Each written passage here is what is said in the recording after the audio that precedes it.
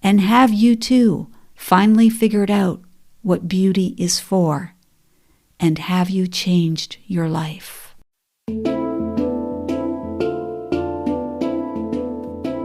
Welcome to NVC Life. I'm Rachelle Lamb, veteran NVC trainer and relationship coach, helping listeners navigate interpersonal conflict and ground more deeply into relational living.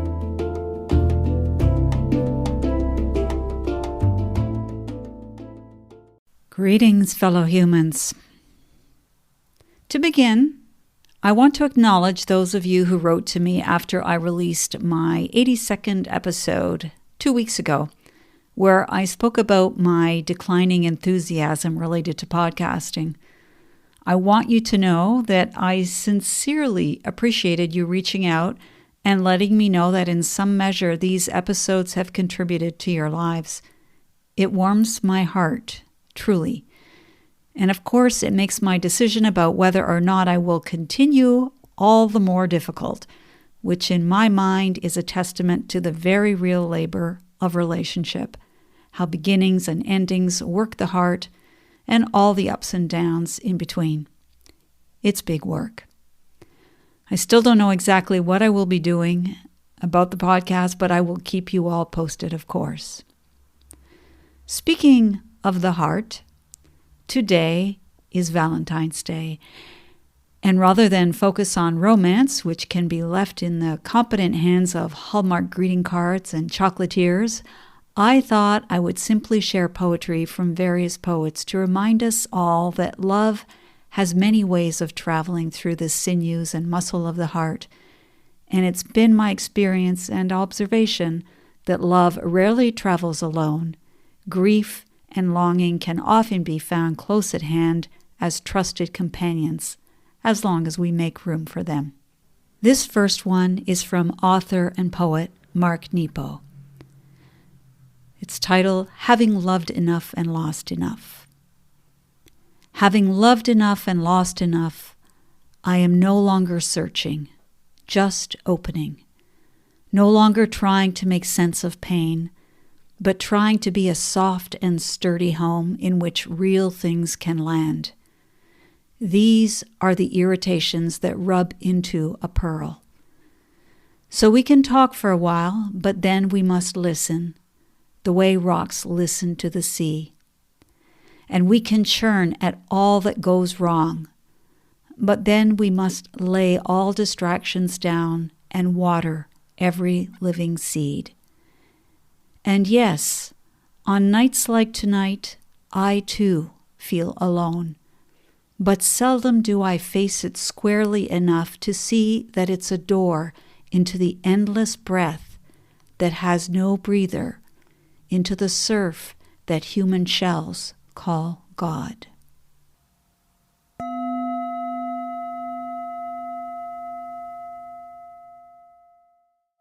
This next poem comes from Ellen Bass. The thing is, to love life, to love it even when you have no stomach for it, and everything you've held dear crumbles like burnt paper in your hands, your throat filled with the silt of it.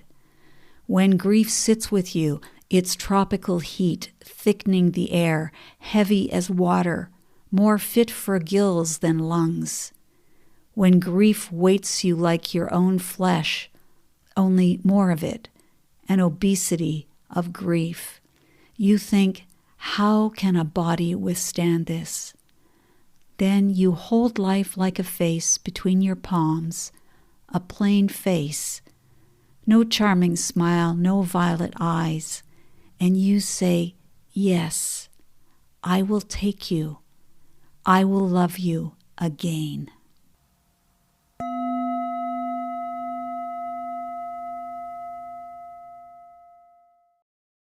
This next one comes from Wendell Berry, American novelist, poet, environmental activist, and farmer.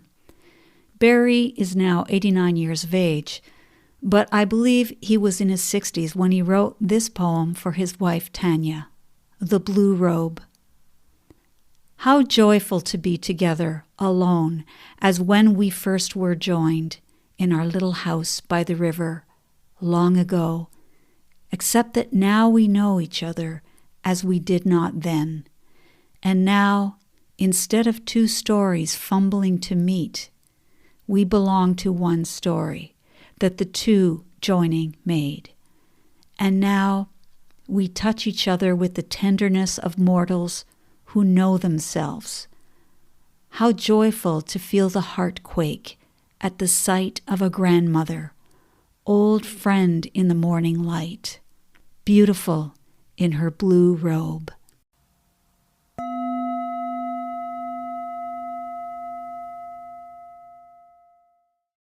I really love that last poem by Wendell Berry.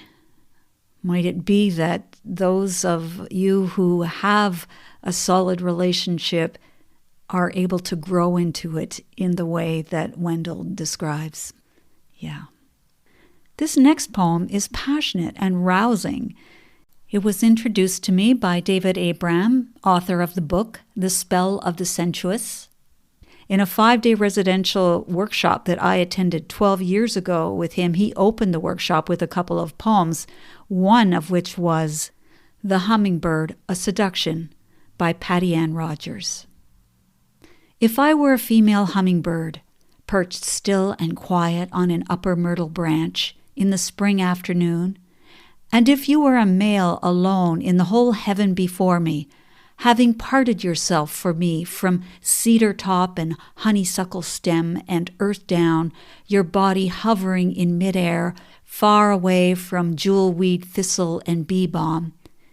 And if I watched how you fell, plummeting before me, and how you rose again and fell with such mastery that I believed for a moment you were the sky, and the red-marked bird diving inside your circumference was just the physical revelation of the light's most perfect desire.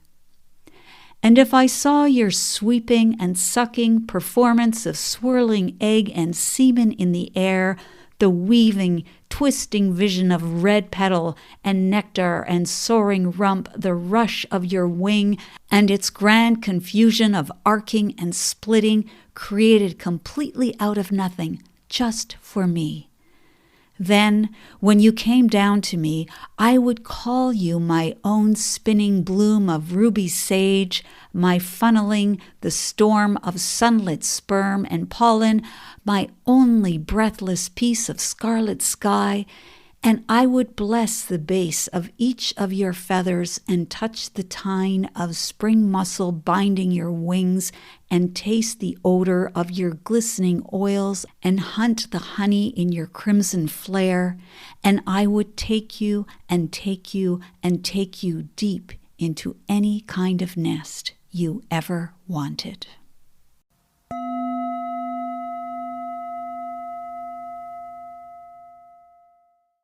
Ooh, I need to take a long, deep breath after that last one. So where to now? The Swan by Mary Oliver. Did you too see it drifting all night on the Black River? Did you see it in the morning rising into the silvery air, an armful of white blossoms, a perfect commotion of silk and linen as it leaned into the bondage of its wings, a snowbank, a bank of lilies, biting the air with its black beak? Did you hear it, fluting and whistling, a shrill dark music, like the rain pelting the trees, like a waterfall knifing down the black ledges? And did you see it, finally, just under the clouds, a white cross streaming across the sky, its feet like black leaves, its wings like the stretching light of the river? And did you feel it in your heart, how it pertained to everything? And have you too finally figured out what beauty is for? And have you changed your life?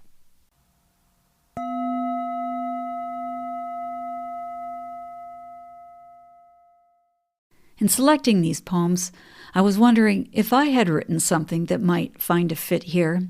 I came across this one about finding the courage to love again. perhaps today. Perhaps today the sun will embolden itself and aim a pure, blinding ray through the prism of my chest. And perhaps today there will be no whispering, but rather a bell-clear voice saying this to me. Take yesterday and lay it down before you as a perfect stepping stone to your next encounter. Nothing more is needed. You said yes to love then, and who cares that you're limping and trembling as you speak? Who cares that your eyes are teary? This is no time to grovel. Let the wind mess with your hair and the tide remind you of faith as the birds bent over their young, their mouths wide open in the nest, saying yes over and over again to life. You too must go on in your current disarray. You too must allow the magnificent holy unfolding to claim you yet again.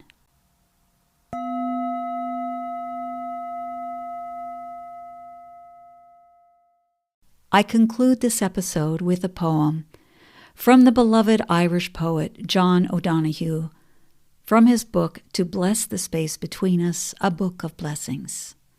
The title of this poem is For Longing. Blessed be the longing that brought you here and quickens your soul with wonder. May you have the courage to listen to the voice of desire that disturbs you when you have settled for something safe. May you have the wisdom to enter generously into your own unease to discover the new direction your longing wants you to take. May the forms of your belonging in love, creativity, and friendship be equal to the grandeur and the call of your soul. May the one you long for you. May your dreams gradually reveal the destination of your desire. May a secret providence guide your thought and nurture your feeling. May your mind inhabit life with the sureness with which your body inhabits the world. May your heart never be haunted by ghost structures of old damage. May you come to accept your longing as divine urgency. May you know the urgency with which God longs for you. I'll repeat those last two lines. May you come to accept your longing as divine urgency. May you know the urgency with which God longs for you. Thank you for listening, friends. May your day be abundantly blessed by the love you receive, and even more so, by the love you give.